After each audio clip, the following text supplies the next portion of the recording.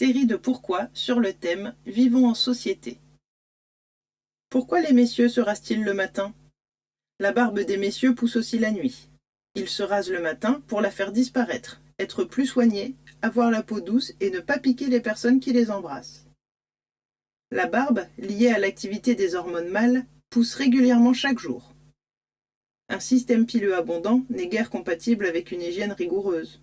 Aussi, dans les sociétés évoluées, le souci de la propreté et de la correction conduit-il les messieurs à se raser chaque jour.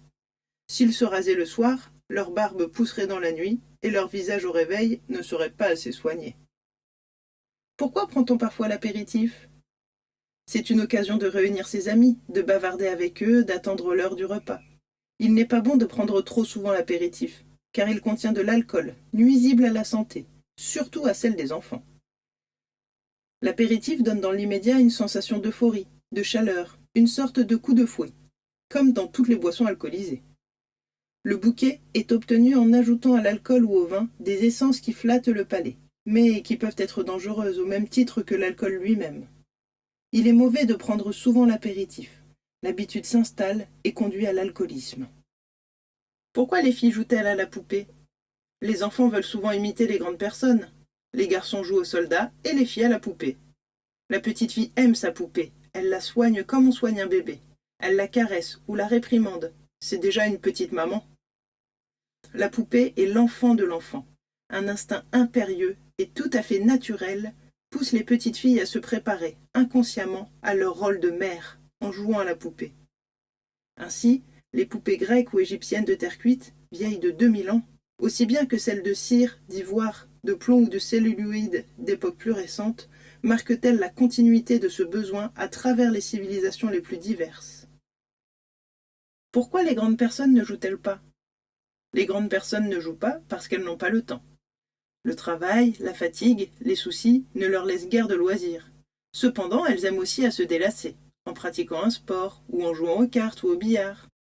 La fonction du jeu semble être d'empêcher de penser à ce qui est quotidien. Pour le jeune enfant, le jeu est une activité essentielle.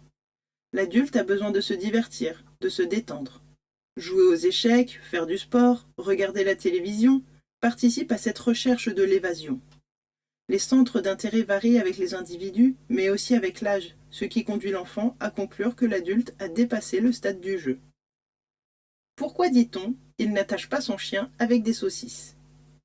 Celui qui attacherait son chien avec des saucisses devrait renouveler la chaîne bien souvent, car les chiens aiment les saucisses. Cela reviendrait cher.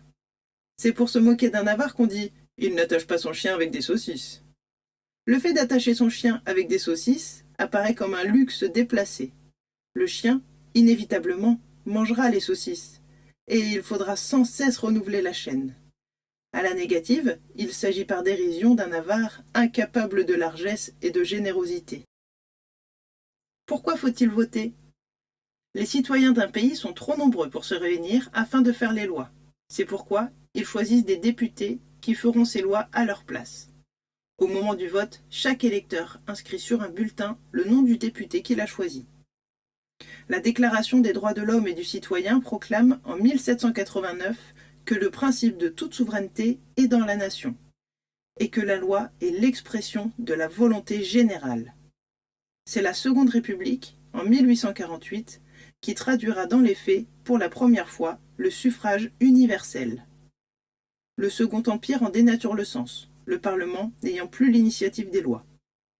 Depuis 1875, les citoyens français âgés de 21 ans ont le droit de manifester leur opinion politique par le vote, tandis que les femmes n'ont acquis ce droit qu'en 1945.